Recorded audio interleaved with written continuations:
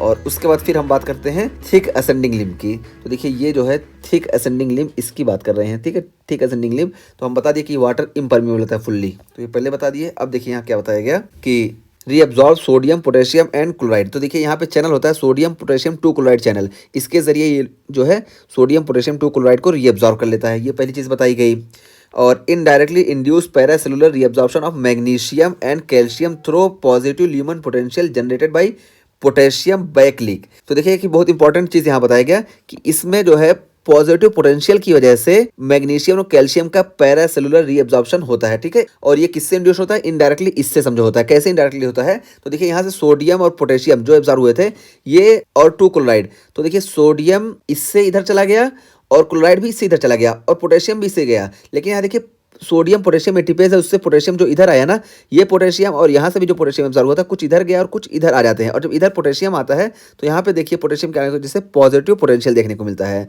और जब positive potential देखने को मिलता है तो मैग्नीशियम और कैल्शियम भी पॉजिटिव चार्ज हैं, इस वजह से ये इसको रेपल करते हैं और रेपल करने की वजह से इनका पैरासेलुलर, ठीक है, यानी दो सेल के बीच से जो टाइट जंक्शन है ये सिलेक्टिवली परमेएबल होते हैं मैग्नीशियम और कैल्शियम के, तो यहाँ से ये एब्जॉर्ब हो जाते हैं और ये चले जाते हैं हमारे ब्लड सर्कुलेशन में, ठीक है। तो यही यहाँ बताया गया कि indirectly induces paracellular reabsorption of magnesium and calcium through positive lumen potential generated by potassium backleak. तो देखिए पोटेशियम का बैकलीक हो रहा है, इस वजह से यहाँ पॉजिटिव चार्ज आया, इस वजह से इसको रेपल किया और ये यहाँ जाके रीएब्जॉर्ब हो गए मैग्नीशियम और कैल्शियम। और make urine less concentrated as it ascents. तो यही यहाँ पे बताया गया कि अब यहाँ वाटर बिल्कुल एब्जॉर्ब नहीं होगा, जितना ज़्यादा इधर जाएंगे सिर्फ सॉल्यूट एब्जॉर्ब होंगे।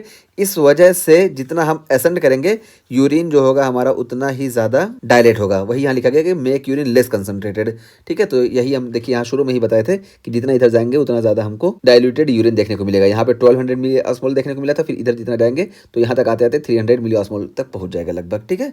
तो यही यहाँ पे बताया गया।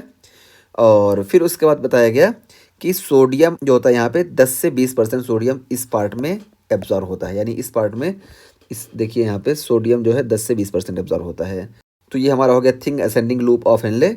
और उसके बाद फिर आगे हम बात करते हैं डिस्टल कॉन्वोल्यूटेड ट्यूब्यूल या डीसीटी की। तो देखिए डीसीटी में क्या होता है? Early DCT reabsorb sodium chloride, ठीक है। तो देखिए यहाँ पे सोडियम क्लोराइड चैनल प्रेजेंट होते हैं और ये सोडियम क्लोराइड को रीएब्जॉर्ब करते हैं। और इम्परमेबल टू वाटर, तो ये जो होता है वाटर के लिए इम्परमेबल होता है, ठीक है। तो यहाँ पे हम नहीं बताए थे, समझो कि यहाँ पे वाटर इम्परमेबल है, ये वाला डिस्टल कॉन्वोल्यूटेड ट्यूब्यूल। तो देखिए ये डीसीटी, देखिए ये वाटर इम्परमेबल है, तो हम बताया कि शुरू वाला पार्ट जो होता है ये डीसीटी का ये वाटर इम्परमेबल होगा। और उसके अलावा क्या बताया गया? Make urine fully dilute hypotonic. तो इस वजह से देखिए यहाँ पे भी सॉल्यूट खाली एब्जॉर्ब हो रहा है, इस वजह से यूरिन जो है फुल्ली डाइल्यूट यहीं पे होती है, हाइपोटोनिक हो जाती है और 300 मिली ऑस्मोल हम बताए ना यहाँ तक हो जाती है पहुँच के। और उसके बाद फिर यहाँ पे देखिए पैराथायराइड हार्मोन आता है वर्क करने। और पैराथायराइड हार्मोन का वर्क क्या होता है? तो इंक्रीज कैल्शियम सोडियम एक्सचेंज। तो देखिए ये वाला चैनल इसकी बात कर रहे हैं कि कैल्शियम सोडियम एक्सचेंज यहाँ प्रेजेंट होता है और पैराथायराइड हार्मोन इसकी कंसंट्रेशन को बढ़ा देता है। और इसका रोल क्या होता है? तो देखिए यहाँ से कैल्शियम फ्रीली एब्जॉर्ब होता है और जब यहाँ से एब्जॉर्ब होता है ना तो देखिए ये कैल्शियम जब सोडियम सेल के अंदर आएगा तो कैल्शियम इधर चला जाएगा और कैल्शियम इधर चला जाता है।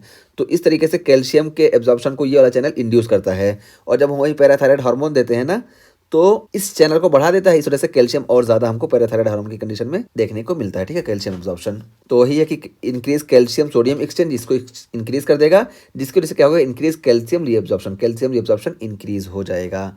और 5 से 10% सोडियम जो होता है ये यहाँ पे रीएब्जॉर्ब होता है, देखिए इसके थ्रू, ठीक है। तो इसके थ्रू 5 से 10% सोडियम हमारा रीएब्जॉर्ब होगा। तो ये हमारा हो गया अब डीसीटी। अब डीसीटी के बाद हम चलते हैं आगे कलेक्टिंग ट्यूब्यूल में। तो कलेक्टिंग ट्यूब्यूल में